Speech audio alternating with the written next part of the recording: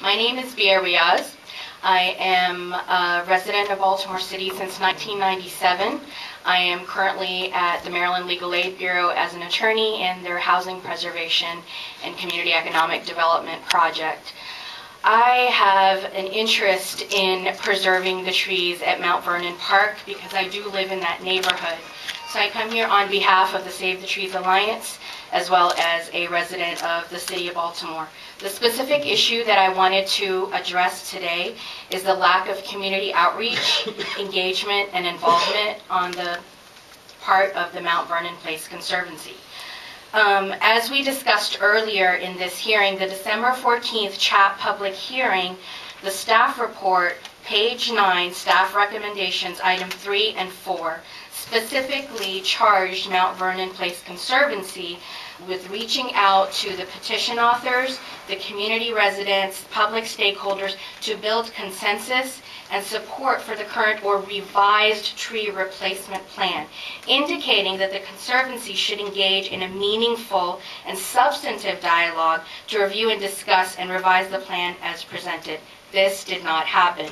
The January 20th meeting, as you can see from the minutes, did not engage the community in a full, meaningful level. The community, the neighborhood, the people who are interested in this still did not get a substantive part of this process and have not had a voice in this process. Many suggestions, questions, issues were either ignored or completely shot down. So this does not equivocate to a meaningful process. The CHAP and planning staff suggested that they would offer guidance and expertise to the Conservancy to create a comprehensive outreach program. I believe, based on the past few months of the history of the way the Conservancy has engaged with the Mount Vernon neighborhood community and the city at large, that this definitely needs to happen. They need your help. They need some guidance. They do not know how to properly reach out to the community. The January 20th meeting with Save the Trees Alliance did not reach out to anyone else in the community. This was direct contradiction to CHAP's directive. They stood firm on their position, and they were not willing to discuss or compromise. And a speaker that spoke earlier basically provided misinformation that the Save the Trees Alliance does not want any changes. That's not true. As Jackie mentioned earlier, the Save the Trees Alliance wants a healthy plan, a plan that protects the trees but still allows for Mount Vernon Park to progress and bloom and succeed as not only a neighborhood park, but an important asset to the city of Baltimore, the state of Maryland, and as a national park. Basically, their demeanor was hostile and disrespectful to the community members that were present at that meeting. What is the solution to all of this? I realize that my time is short, so I'm going to wrap this up quickly. I can come up here, and all of us can come up here and talk about their failure to reach out, but it means nothing unless we offer some solutions. Our solution is to move forward just as this esteemed board has recommended, to form a committee. And I believe that someone from Mount Vernon Place Conservancy also spoke earlier and said that they believe in reaching across the aisle and continuing a standing committee on this issue of reaching out and engaging and involving the community. The problem is, without specific directives and something written that's a commitment that outlines how that process is going to work, that's not going to happen. It's just going to be words on a page, and it's never going to be meaningful, and it's never going to be substantive.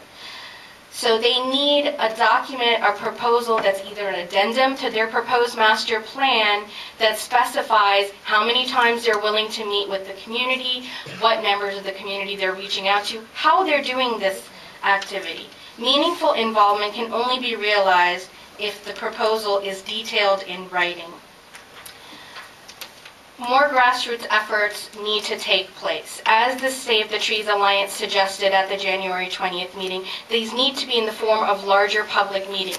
For example, our neighborhood is an amazing area for community resources. We have the Enoch Pratt Free Library that has a wonderful auditorium that's free for use. There have never been any meetings held there on this subject. The only time any of us ever heard about this proposal to remove the trees in Mount Vernon Park was when CHAP staff put up a notice in the park about a public hearing. By that time, a developer had already been chosen, a plan had already been proposed, so it's too little, too late for anyone to get involved once they found out about this public hearing. So in order to meaningfully involve the community, they need to have larger meetings and give people an opportunity to be heard and be involved in the form of a working committee that has, a voice in the process. I believe that if they formed a community commitment memorandum, some type of special partnership agreement that's attached to their current proposal, which would include a schedule of meetings and the method for dissemination of information and opportunities to hear and analyze the public comment, that would be the only viable method of moving forward and would be the only way to get some type of public support and appreciation for this plan.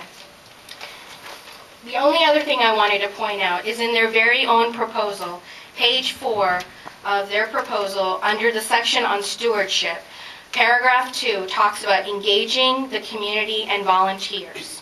Continue that the Mount Vernon Place Conservancy Plan will continue to encourage volunteer efforts that engage the Mount Vernon Place community and all of Baltimore. These sound great on paper. What does this really mean? We need to see something in writing from the Mount Vernon Place Conservancy on what exactly they're going to do to make this happen. That's all I have. Thank you.